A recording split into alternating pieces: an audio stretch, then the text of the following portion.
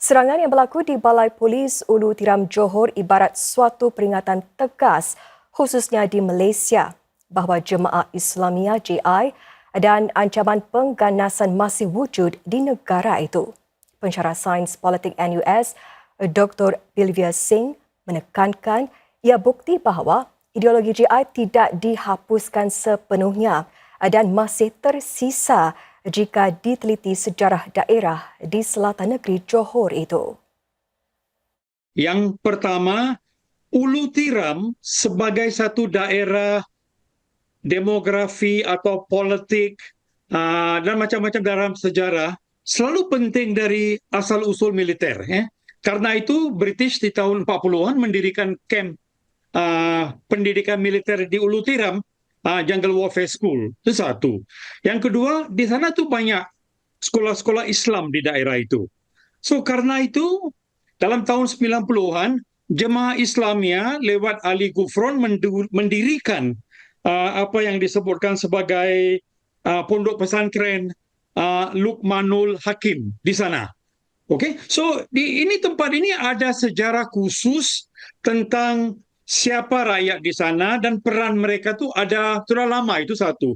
Tapi bagi saya lebih penting sekarang kelihatan yang belakangnya itu ada unsur-unsur atau oknum-oknum dari Jemaah Islamiyah.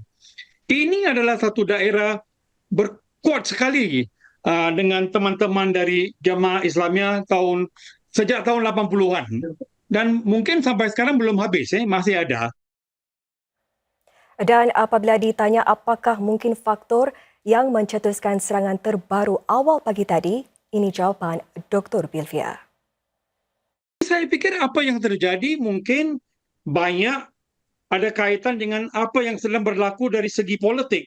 Baik di Malaysia, kerana mereka tak senang dengan pemerintah Anwar Ibrahim walaupun dikatakan dengan ada kelompok Islam. Tapi bagi saya mungkin ada kaitan dengan apa disebutkan dalam ideologi Jemaah Islamiyah, iaitu musuh jauh dengan musuh dekat, far and near enemy, dan mungkin apa yang sedang berlaku di Gaza, sedang berlaku di dunia di mana negara orang-orang rakyat-rakyat Islam kelihatan dibantai dan rakyat atau dunia diam aja. Mengulas lebih lanjut, Dr. Bilvia berkata Malaysia sebelum ini tidak memberikan tumpuan sepenuhnya kepada ancaman pengganasan kerana menganggap ia sebagai isu yang sekadar digembar-gemburkan. Maka insiden serangan dini hari tadi satu tamparan kepada pihak berkuasa Malaysia untuk mengukuhkan lagi benteng pertahanan memerangi pengganasan di dalam negara.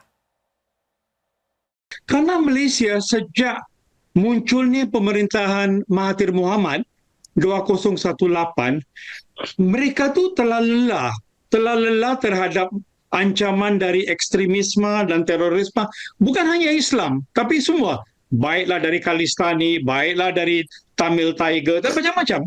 So ada sesuatu momentum yang negatif dari Malaysia, khususnya percayaan mana ada kelompok Islam yang keras, mana ada teroris Islam yang keras.